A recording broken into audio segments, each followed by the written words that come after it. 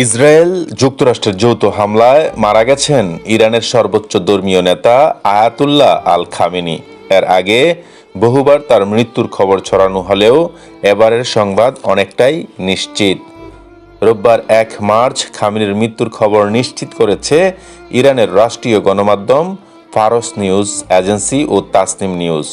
প্রতিবেদন অনুযায়ী গতকাল গভীর রাতেই এক ইসরায়েলি কর্মকর্তা দাবি করেছিলেন যুক্তরাষ্ট্র ও ইসরায়েলের হামলায় খামেনি মারা গেছেন এবং তার মরদেহ পাওয়া গিয়েছে। এর আগে ইসরায়েলি সংবাদ মাধ্যম চ্যানেল 12 জানিয়েছে প্রধানমন্ত্রী বেনিয়ামিন নেতানিয়াহুকে খামেনির মরদেহের ছবি দেখানো হয়েছে। প্রতিবেদন অনুযায়ী শনিবার 28 ফেব্রুয়ারি সকালের দিকে খামেনির প্রাসাদ লক্ষ্য করে যখন হামলা চালায় ইসরায়েল ও যুক্তরাষ্ট্র, সেই হামলাতেই প্রাণ হারান তিনি। প্রাসাদের কমান্ড থেকে তার মরদেহ উদ্ধার করেন ইরানি উদ্ধারকারীরা। স্যাটেলাইটে প্রকাশিত এক ছবিতে দেখা যায় খামেনির প্রাসাদ পুরোপুরি ধ্বংস হয়ে গেছে, সেটি ধ্বংসস্তূপে পরিণত হয়েছে। সকালের প্রথম দফা হামলাতে খামেনি মারা গেলেও সারাদিন ধরে তার মৃত্যুর তথ্য অস্বীকার করেছে ইরান।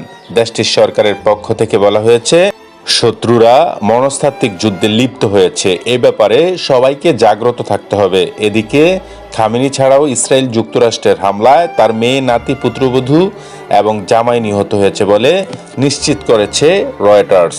বিবিসির প্রতিবেদন অনুযায়ী খামেনির মৃত্যুতে 40 দিনের গণশোক এবং 7 দিনের সরকারি ছুটি ঘোষণা করেছে ইরান। ইরানের রাষ্ট্রীয় টিভি নিউজ চ্যানেল IRINN খামেনির ছবি দেখিয়েছে, যার পটভূমিতে কোরআন তেলাওয়াত করা হচ্ছে আর যার উপরে বাম কোণে একটি কালো ব্যানার দেখানো হচ্ছে। সেখানে উপস্থাপক পূর্বেই ইরানের সুপ্রিম ন্যাশনাল সিকিউরিটি কাউন্সিল কর্তৃক আনুষ্ঠানিকভাবে খামেনির মৃত্যু নিশ্চিত করে একটি বিবৃতি পড়েন, যেখানে তার মৃত্যুর জন্য মার্কিন যুক্তরাষ্ট্র এবং ইসরায়েলকে দায়ী করা হয়। বিবৃতিতে বলা হয়, খামেনির শাহাদাত হবে অত্যাচারীদের বিরুদ্ধে লড়াইয়ে একটি বিদ্রোহের সূচনা। ইরানের সর্বোচ্চ নেতা আয়াতুল্লাহ খামেনি মৃত্যুর সময় অসংখ্য গুণগ্রাহী এবং শুভাকাঙ্ক্ষী রেখে গেছেন।